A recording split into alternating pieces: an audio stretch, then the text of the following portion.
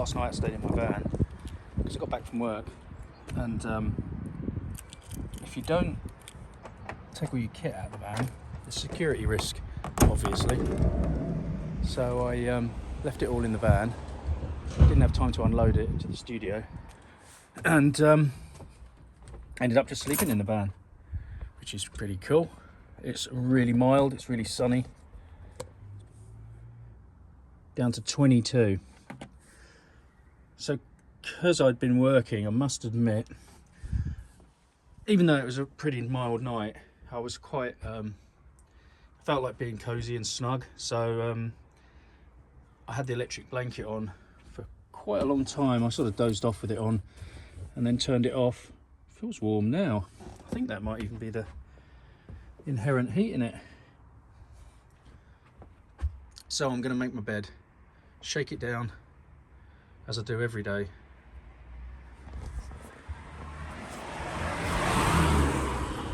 Yeah, it's important to keep your bed nice and turned over every day, or it can end up in a bit of a mess, one end of the bed, and then you get things like damp and dust.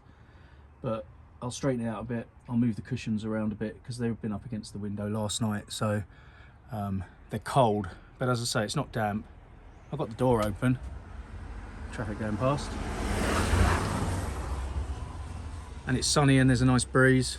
I don't know what the temperature is, but it's definitely warmer than it was yesterday.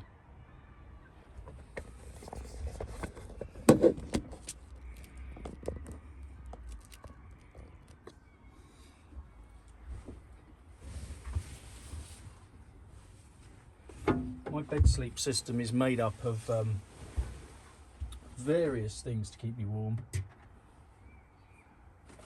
depending on the temperature and depending where I am. But just of late, I've been working with, I've got a really lovely double quilt that sits on top of my IKEA mattress. So there's a lot of insulation between the mattress and the electric blanket.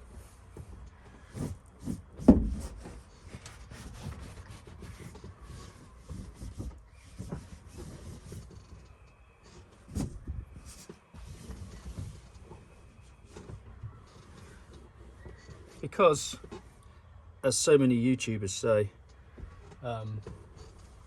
it's even more important really to have insulation on the bottom than on the top. So I generally just sleep with it really warm on the bottom with this quilt and the electric blanket and the thick old IKEA memory foam mattress. So that's super comfy. Then from Amazon I bought myself a fishing sleeping bag, which I'm not really sure of the difference between this and a normal sleeping bag, I must admit. It is super thick. It's not waterproof. I guess it's really heavy. So I think it's probably way thicker than you'd get a normal sleeping bag, type of thing you have in a tent or if you went on holiday. So because the weather's been mild, I've actually been sleeping on this. So again, more warmth on the bottom, more comfort, more warmth. So I sleep on that. And my second sleeping bag is this pod one. This is widely available in the UK. It's a, I think it's a 2-season one, so it's got a bit of weight to it, but it's not super thick. So when the temperature drops down, if this was all I had on me, I would feel, you feel the cold nipping at your bones. So it's good as a second sleeping bag, but I tend to sleep in this sleeping bag when the weather's okay, on top of this sleeping bag. This is what I top it all off with. Just a standard 15 tog quilt. So that is my sleeping system in this weather, this quite mild weather.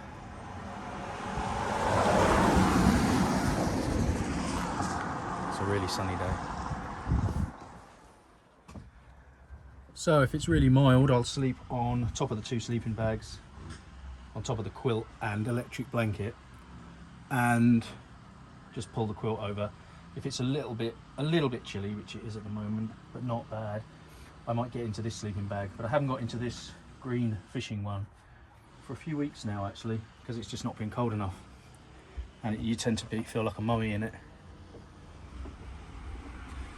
Plan for today: get this done. Gonna go into the studio and do some washing. Got a washing machine in there. And the plan is to dye some of my black t-shirts deeper black, because they're good t-shirts in good condition, same as my shorts, but they do tend to get a bit discoloured after time. So the plan is to use some Dylon dye, it's called. I think that's a universal thing in the world. Chuck that in the washing machine and dye half a dozen t-shirts and shorts. Make them look a bit more black, because they're really good condition. They're not worth chucking out or anything. Right, that can go back there in case I start to drive. That's all good. There is a teeny little bit, actually a little bit of condensation, look. It wasn't there this morning when I got up. I think it's just because I've opened the van and let all the air through, and it's warmed the temperature up quite considerably in here, and because of that, yeah, look, I've got a few droplets. But I shall just towel them off. They really are just in that roof bit where there's no insulation. And this stops any droplets from the roof going onto the bed. I never get any droplets on the bedding ever. It's always fine. It's not wet at the moment, but there's probably droplets under there, up on the roof.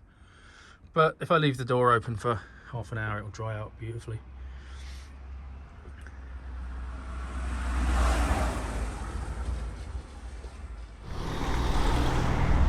I'm going to do one of these YouTuber walks with a microphone attached to me.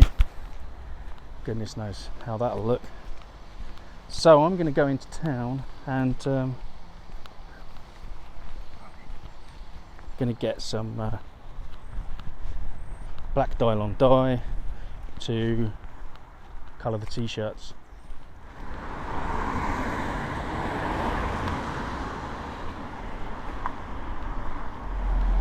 In order to get to the town, which is a quaint little Surrey town I live on the outskirts of, negotiate that traffic lights on the bridge, down a few alleyways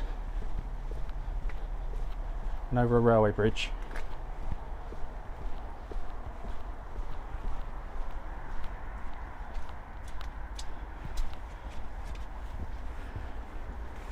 I watch a few other van life YouTubers actually, and they all seem to say one thing in common, is that you've got to keep yourself occupied and keep yourself busy, fill the day with interesting things, do useful tasks, and that makes the day go better and faster. That's the town from a distance. Top of this little bridge, there's a lovely church over there.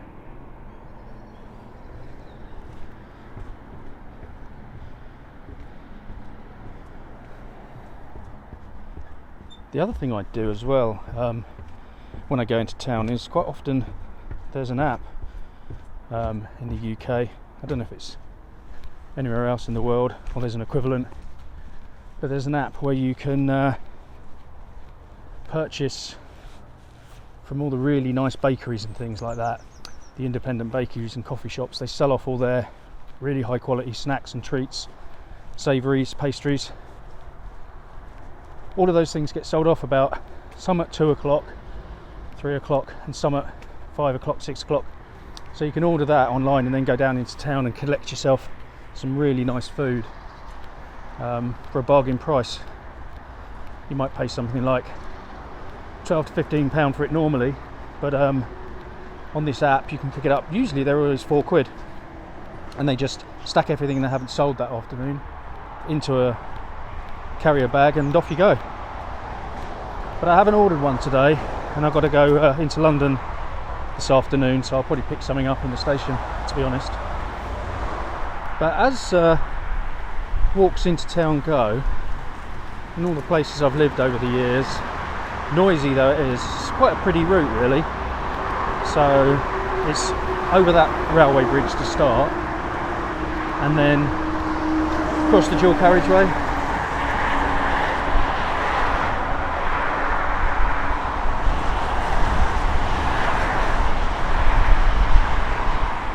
There's always a nice puddle of water in the middle of here.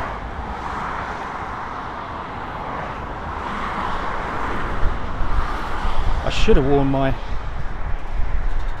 walking trainers really, because there's a couple of puddles on the way. So you go down this bridge and into town.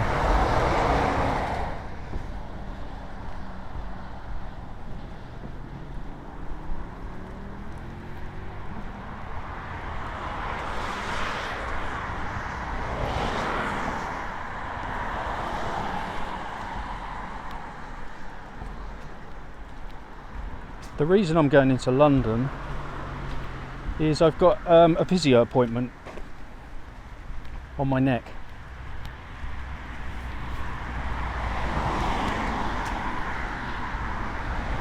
As a cameraman, years and years of carrying a heavy camera. Interesting facts, the broadcast cameras, the really big cameras that you see the TV crews, they always have it on their shoulder, don't they? They only make them right-handed, so the lenses and the camera itself has to sit on your right shoulder, and the lens is operated with your right hand through a hand grip, and then your left hand is free to fiddle with the focus and the zoom. But the problem is, if you're doing 8 or 10 hours, which is often the case, you've got it on one shoulder, can't swap it over. There's just no way to do it. So in time, like any kind of manual job, it makes you one-sided really. So all down the right hand side of my neck and my shoulder, sometimes into my jaw and into the side of my face and even into my ear. I get not pain, I just get stiffness, aching, some twitching. My neck twitches, the muscles kind of spasm a little bit. So they're going to check that out. I've got an appointment in Harley Street, private appointment, and they're going to go and check out. Well, I've had an X-ray, and I've had some physio, and there doesn't seem to be anything physically wrong, but they're going to go and check out. They did tell me what the specific things they check out are for, but it escapes me at the moment. Vestibular problems, that was it. So they see if there's any imbalance or pinched nerves or anything, so that'll be good. Obviously walking along here holding this tripod up, making a vlog isn't really a good thing to do on my neck. But I've got that at 4 o'clock, so I'll go to London after lunch. There's a hardware store in town, and I can pick up the little plastic cylinders of Dylon dye, which are the standard clothes dyes. You chuck it in the washing machine with about a kilo or two of clothes, and you can get them back to, or as close as you can get them to their nearest original colour, and that's worth it. It cost 10 quid, which is, you know, it's reasonable. It's cheaper than buying 60 quid or 100 quid's worth of t-shirts to replace them. As I say, they're not, there's nothing wrong with them, but they do tend to get well, bleached out in the sun really, because I'm always working outside. This is a nice little quiet road, runs between the town centre and the dual carriageway I just crossed. You don't really get much traffic up here. It's quite nice. I see this van all the time. I don't know if anybody lives in it. It almost looks as if they do. So there's not a big van life community around here in Farnham. It's a bit of a wealthy town, so you don't get a lot of camper vans or rigs that people live in, but there are one or two that I recognise, that one being one of them.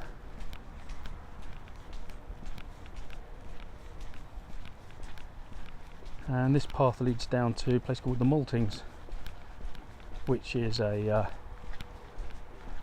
I don't know, it's an old malting obviously, part of an old brewery, but I don't know who it's owned by now. But it has a lot of community events, but also has some big bands there actually, and mostly tribute acts though, but I think some big bands have played in the past. It's quite a good venue. Okay, turning off that path now, coming into the Maltings car park. That's the Maltings behind me there. It's pretty cool. Big old school building. They have a beer festival, which is pretty cool. Once a year. I think that's in the springtime. I haven't been to that for a long time actually, but it's in there. They have bands, indoor and outdoor. They've got a big courtyard in the back of here, behind this building in front of us. But here they've got a free car park as well. I think it says they've got ANPR, but I've never seen any. So this car park could potentially be somewhere to stay. There are a few vans I see in here. They could be work vans, vans to do with the events they put on. But it's definitely a good spot. Nice cafe as well.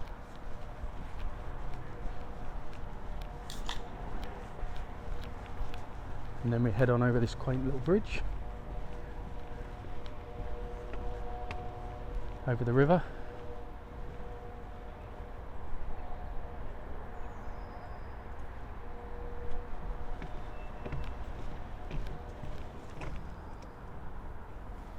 Yeah, this little river leads right through Farnham town. It's quite gentle.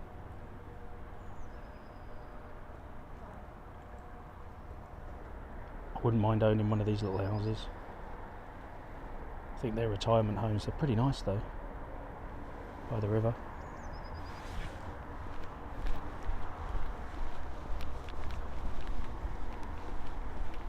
And there's a pretty cool pub here as well, which you access from the front of the town. But there's a really good beer garden.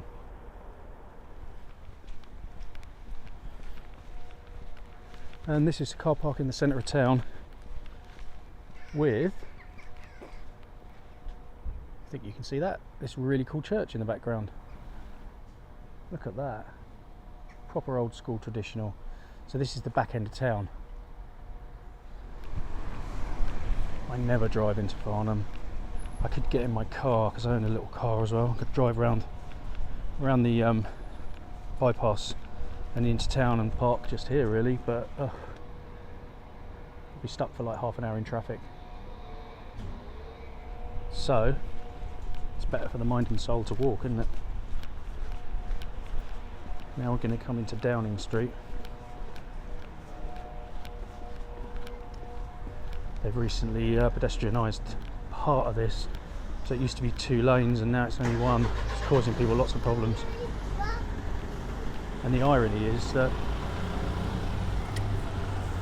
cars and vehicles just park on the pedestrian bit. It says loading only, but they just work there all day. You know, I'm sure the council had good intentions in mind when they did it.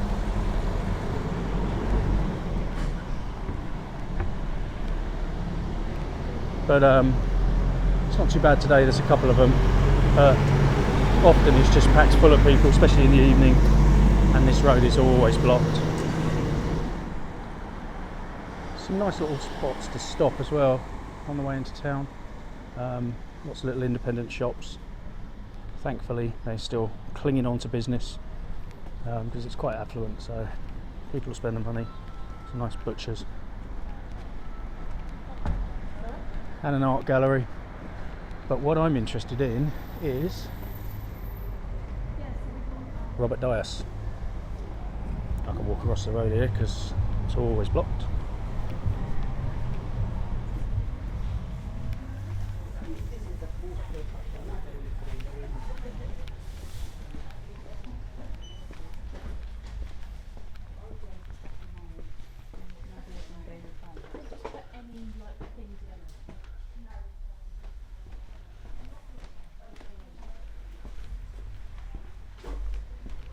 I do actually know where it is because I've been here before. Beginning of the summer I did the same thing I'm going to do today. Just there we go. Blue, green, green, red, black. Black? Brown? No. Blue, blue, grey, black. That's the one. Thank you. Bye-bye. Hey, just this cheese. Okay.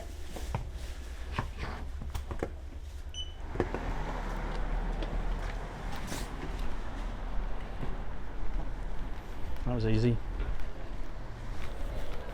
Now the question is, do I buy some food?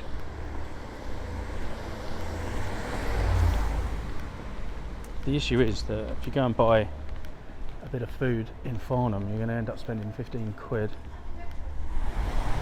unless you use that app. But that isn't active till about 2 o'clock this afternoon. Can't remember where the butcher's is.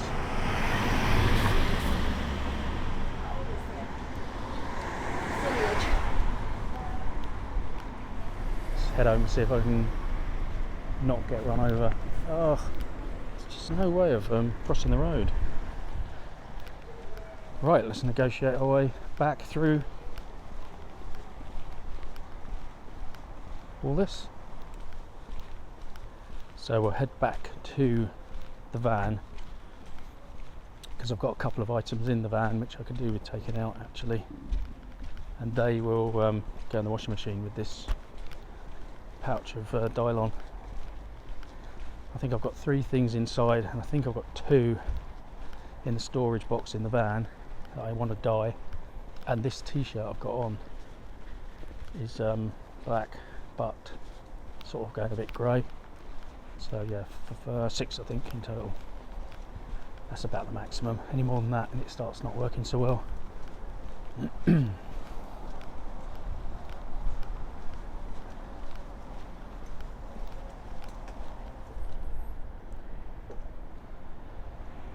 a guy drawing. Get quite a few people doing that. That's a really nice way to spend the afternoon, isn't it? Look, just chilling. He's found himself a little spot. He's not started yet though. Or is he fishing? I think he's fishing actually. He's got a rod. Oh yeah, I didn't see the rod. Couldn't see it in all the reeds. Yeah, he's gonna fish. Yeah, you get fishermen. Because there's a good flow. And that goes right down through the town into a big park, huge park, which we're not going to go to today. But it's a good spot. So I spend most of my days when I'm not working, like today, trying to keep myself occupied. Get down the gym or go for walks like this. I'm much more comfortable though when I'm on the race circuit filming, or filming the cricket or the horse racing or the football even.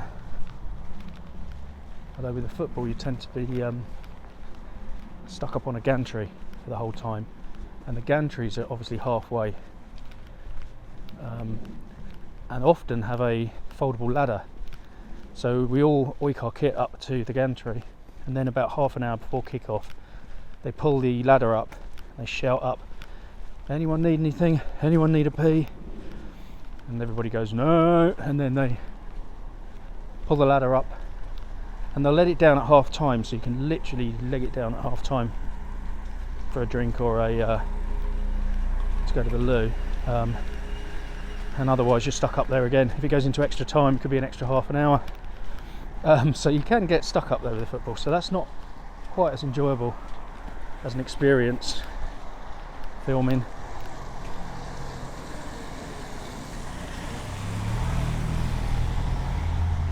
Not much room on this road. It's really muddy.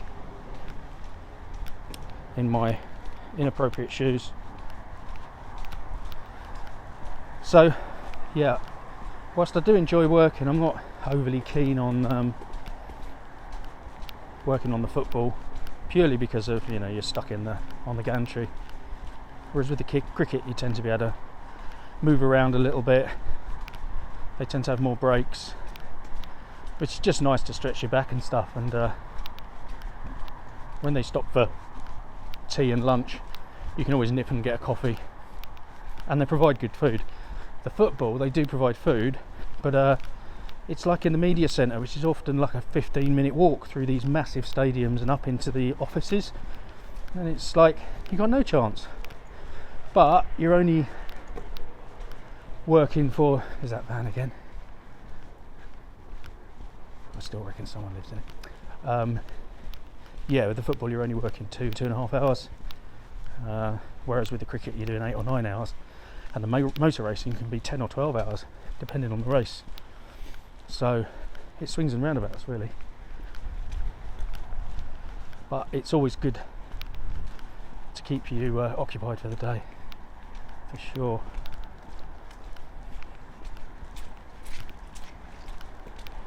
Some quaint little cottages. I think they cost an absolute fortune. They've got no parking spaces, no gardens. Oh, they have got gardens, those ones. Some do, some don't. The ones near the church don't have gardens. Yeah, so that's town, and we've moved on now to the lane again that leads back up to the dual carriageway. So I can either run across the dual carriageway or I can go back up over that bridge. I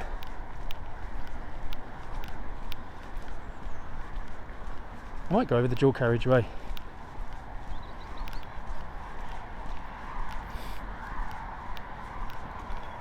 You can go through there, but it's an absolute quagmire. It ends up in another place, another meadows, but it's like a floodplain here, and they built a new housing estate over there, and there are always complaints that it's flooding. So I'm sure they're not very happy that they've bought a house for £500,000 or more, and then if it gets really rainy then the whole place floods. But they would have known that before they built the houses, I'm sure. This is an odd building.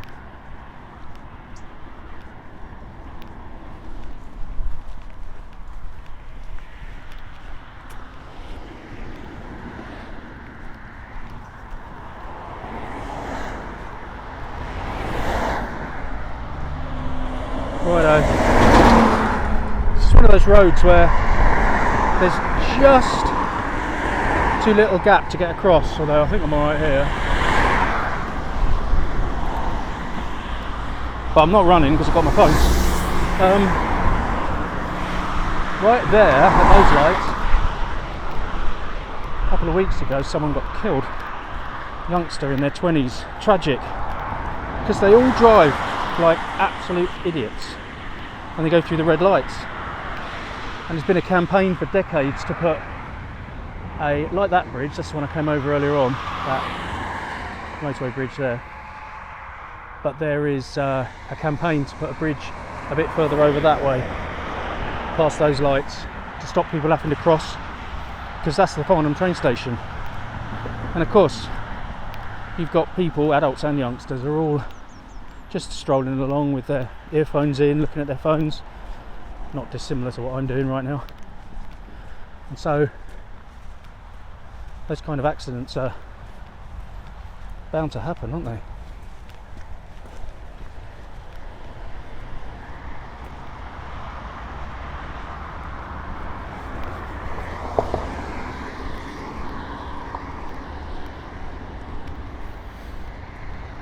This is the final part of the shortcut then, which leads you up over the railway bridge.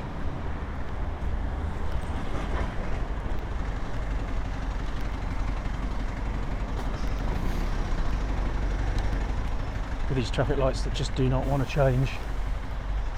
If you're a local, you know that you need to edge forward over the line. Triggers them for changing.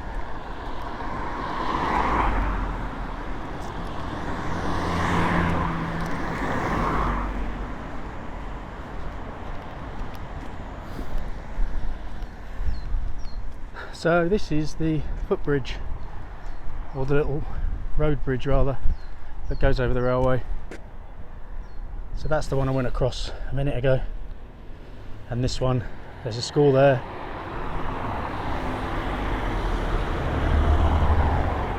And there's oodles of traffic on this side. With a bit of luck, yeah, they've stopped. So they're red light, and it takes them a good 20 or 30 seconds to start coming from the other side where we were. So it gives you time to cross.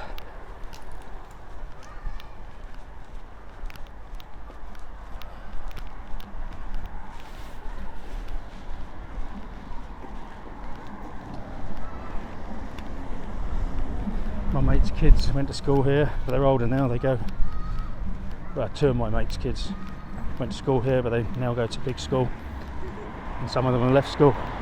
Time flies, doesn't it?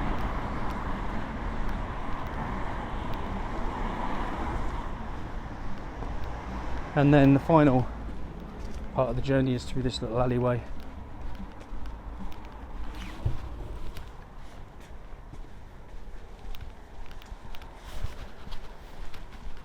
Which leads back to the van.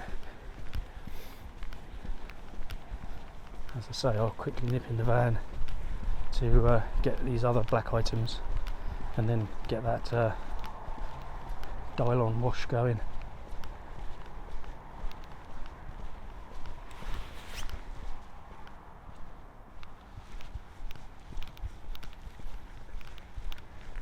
More people just parking on the path.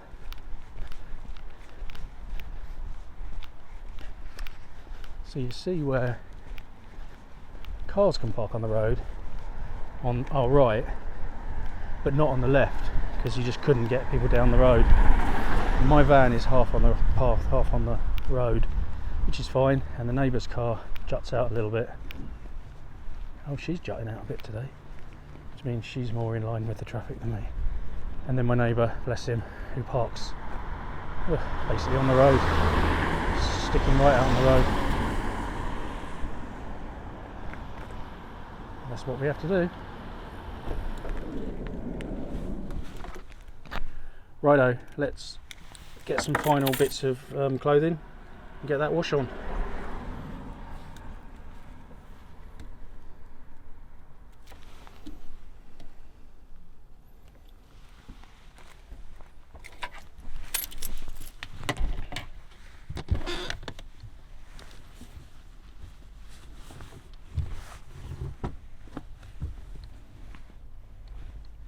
No, that's cotton. That doesn't lose its colour actually. Trousers, thermals, fleece, that won't take colour either. That hasn't lost its colour in ages. That's a pair of blue jeans, they're fine. What else we got? Pink towel, no, leave that pink, shall we? More thermals, socks, that's it. Oh, I thought there was another item in here I wanted to put in, but I don't think there is. I think it's all in the house, so maybe it's only 5 items.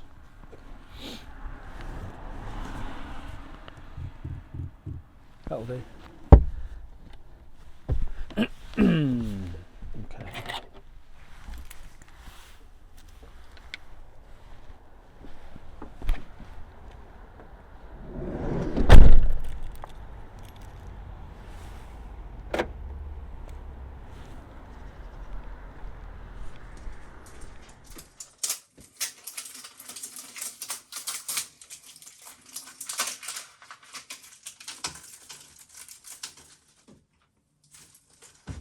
Well, I think it's just peel off the lid, yep, and put it in. I think I've got about 5 items in there. You see those shorts, look, they're really grey, and that's still quite black, but we should be alright. Tip the contents in.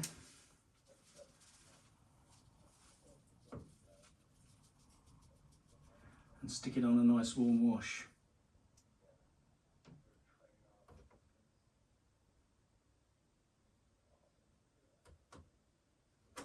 £40, that'll do it. Cottons, 40. Let's go for 50, that's 90, go for 40. See what happens.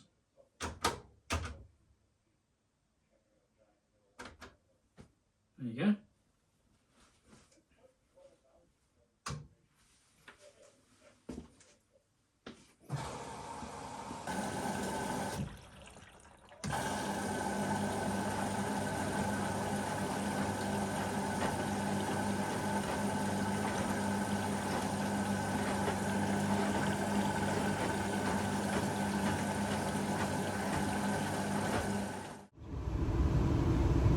On the train to London now. So the dyeing took 2.5 hours and it's still not finished in the washing machine. I had to leave it. It's looking all nice and dark in there, so I reckon it's done its job. I have to empty that out when I get back home. So I'm going up to Harley Street now to have my neck looked at, my neck and shoulder, which I get from working a lot. I get a lot of pain in my shoulder and up in my neck. So they're just going to have a look and see. I've probably explained it anyway, how all the alignment is. So yeah, I'm sitting on the train and enjoying the view, and then just to see what the results are. They give me a scan, a 3D 360 degree scan in this machine, similar to an MRI but not quite the same, and then they'll give me results next week or in a few days, and then I go back again for them to tell me if there's anything wrong or what kind of treatment plan I want. But hopefully that should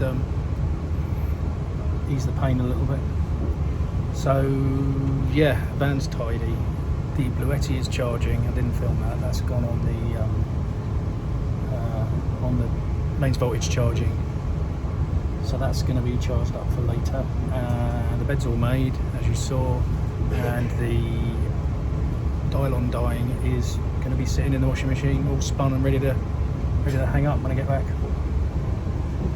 I think after I have this little scan, I'm going to have a pint at the Brewdog pub in Waterloo. Great big place.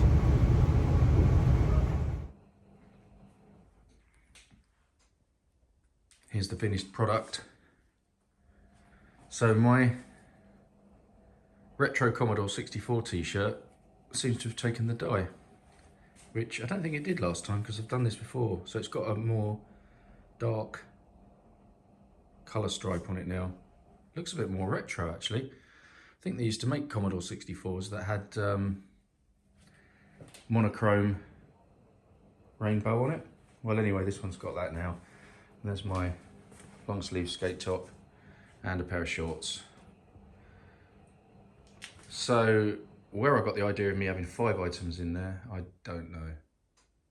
Oh, there is another item actually that's being rinsed. 4, yeah, so I don't know what happened to the other t-shirt. Anyway, that's the spoils of my work.